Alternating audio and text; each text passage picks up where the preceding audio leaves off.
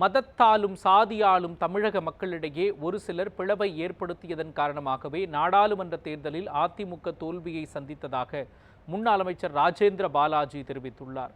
விருதுநகரில் அதிமுக செயல் வீரர்கள் கூட்டம் முன்னாள் அமைச்சர் ராஜேந்திர பாலாஜி தலைமையில் நடைபெற்றது. இதில் பேசிய அவர் தமிழகத்தில் வேலையில்லா திண்டாட்டம் ஒழிய வேண்டும் என்றும் விலைவாசி குறைய வேண்டும் என்றும் தெரிவித்தார். தமிழகத்தில் குற்றங்கள் பெருகிவிட்டதாக குறிப்பிட்ட அவர் இதுகுறித்து முதலமைச்சர் உரிய நடவடிக்கை எடுக்க வேண்டும் எனவும் வலியுறுத்தினார். சிவகாசியில் பட்டாசு தொழிலாளர்கள் பிரச்சனையை தீர்க்க தமிழ்நாடு அரசு முன் வரவில்லை என்றும் குற்றம் சாட்டினார். நிச்சயமாக நாங்கள் வந்து நிற்போம். இந்த விருதுநகர் மாவட்ட மக்களுக்காக உழைப்போம். இங்கே பட்டாசு பிரச்சனை சிவகாசியில், இங்கே வியாபாரிகளுக்கு வியாபார பிரச்சனை, பருப்பு போட்டல் பிரச்சனை, அருப்புக்கோட்டை நெசவாளர் பிரச்சனை, ராஜபாளையத்தில் நெசவுத்தொழில் பிரச்சனை, சத்திரப்பட்டியில பேட்டை துணி பிரச்சனை, சில்லித்தூர்ல அங்கே நெசவாளர் பிரச்சனை, விவசாய பிரச்சனை.